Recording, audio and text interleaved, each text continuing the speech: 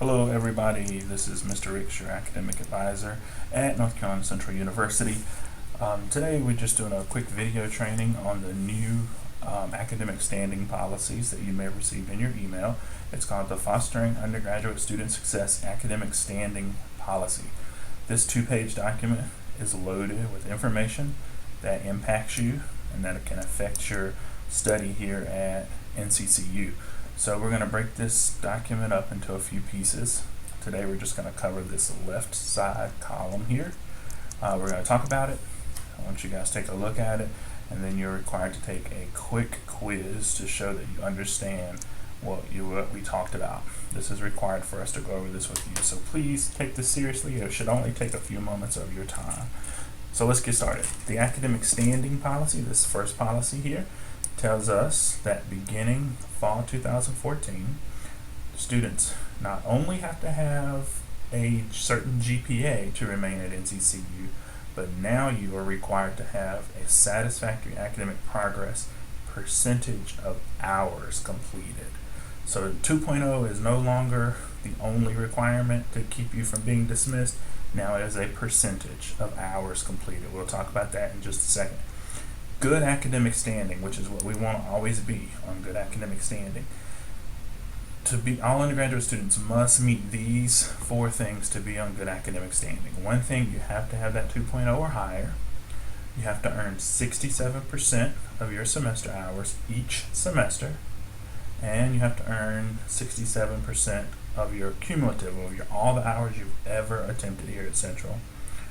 Failure to meet any of these will result in probation, suspension, or dismissal. So let's talk about the ratio of attempted to completed semester hours. It says again here, all students must complete 67% of all credit hours attempted, including transfer credit hours, if you had any transfer credit hours coming in. So I'm just going to pull up my calculator here.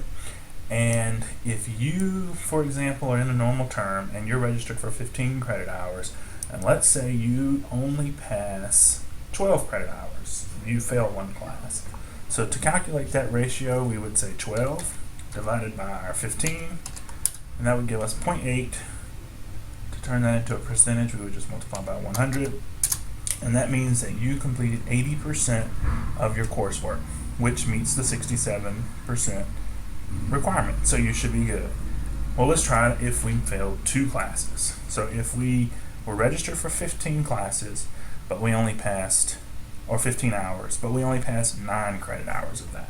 So 9 divided by 15, now that gives us 0.6. To turn it into a percent, multiply by 100.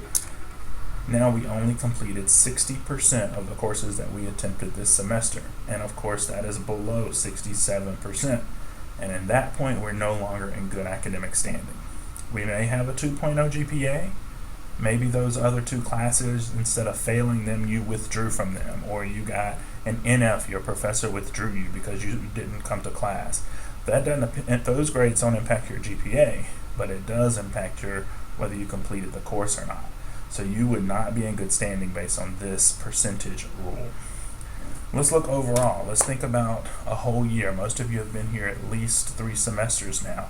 Let's say that over the 3 semesters, you have attempted 45 credit hours overall, because that's 3 semesters, but you, let's say, have only been able to pass successfully a D or higher 40. So 40 divided by 45 gives us 0.88. Multiply that by 100. We're at 88.8%. We're meeting the 67%. We're good to go here. Let's try 35. You only had 35 hours that you passed out of the 45 you've tried. You're at 77. Still decent with the 67%. Let's go a little bit lower. So you only passed 25 credit hours out of the 45 that you've attempted. Multiply by 100, and now you have 55%. So you're well below the 67%, and you're no longer in good academic standing.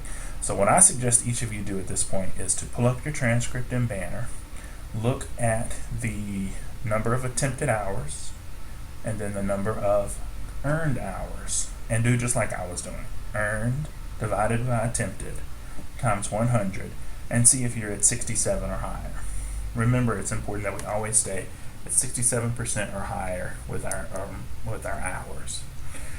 The last part talks about cumulative grade point average. So after the first academic year at NCCU, all students must maintain a 2. So this includes all of you because you have all already been here for your first academic year, including a fall, spring, or summer term. So you're all required now to have this 2.0. If you do not achieve this 2.0 after your first semester at NCCU, you would be, or after your first year, you're going to be placed on academic probation for 1 semester. So there's going to be a 1 semester given that's going to be your last kind of chance to get your GPA back to a 2.0. At that point, and again, it is only 1 semester. If a 2.0 semester or cumulative GPA is not achieved at the end of that 1 semester, then you will be suspended from North Carolina Central for 2 semesters. This is a new policy. Suspension from the university for 2 full semesters means that you cannot enroll for 2 semesters. You have to stay out. After those 2 semesters, you can apply to be readmitted back to the university and be on probation again. If you're approved and you're allowed to come back and be on probation, you have 1 semester to get that 2.0 GPA for the semester or for the cumulative.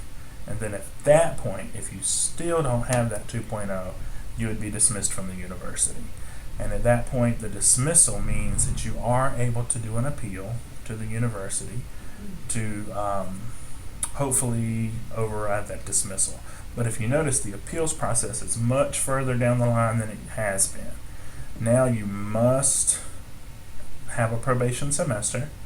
If it still doesn't get to a 2.0 after a probation semester, then you have to take a full year off, and then you can come back. You can apply to come back for 1 more year.